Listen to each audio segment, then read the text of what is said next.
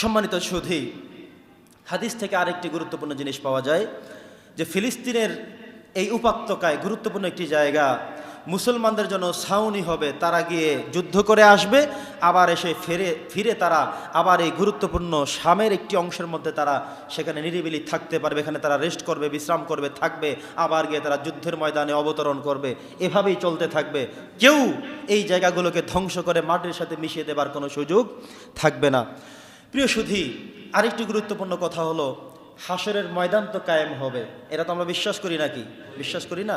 হাসরের ময়দান তো কায়েম হবে। সেই হাসরের ময়দানটা কোথায় হবে? কি বাংলাদেশে, না পাকিস্তানে, না ভারতে, না সৌদি আরব? এগুলো কোথাও না, এটা হবে ফিলিস্তিনে। কোথায় হবে? অতএব হাসরের ময়দান যেখানে কায়েম হবে সেই জায়গাটা হলো ফিলিস্তিনের যে পবিত্র 4টা ভূখণ্ডের কথা বলেছিলাম, সিরিয়া, জর্ডান, লেবানন এবং ফিলিস্তিন, এই কয়টা দেশকে একসাথে শামের অন্তর্ভুক্ত করা হয়েছে। নবী করিম সাল্লাল্লাহু আলাইহি ওয়াসাল্লামের অগণিত হাদিস এসেছে এই শামের ব্যাপারে।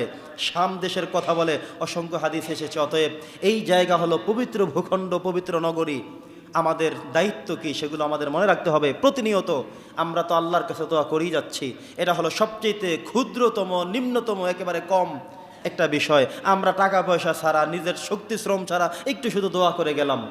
যদিও দোয়া বড় একটা মিজাইল, ঠিক আছে, কিন্তু আমাদের ইমানি পরীক্ষা দিতে হবে না? আপনার আমাকে কি অর্থ ব্যয় করতে হবে না?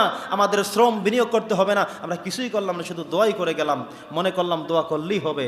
না, এটার মধ্যে সীমাবদ্ধ নয়, বরং এটা হলো একটা স্বাভাবিক বিষয়। এর চাইতেও আরও আমাদের ইমানি পরীক্ষা দেওয়ার কতগুলো স্পট রয়ে গিয়েছে।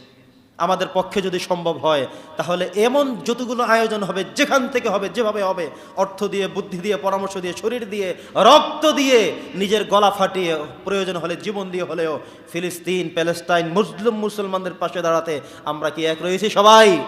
আল্লাহ তাআলা আমাদের সবাইকে মুজাহিদ হিসেবে কবুল করে, বলি আমিন। ফিলিস্তিন মুসলমানদের পাশে দাঁড়াবার জন্য আল্লাহ তাআলা আমাদেরকে কবুল করেন, পড়ছি আল্লাহুম্মা আমিন।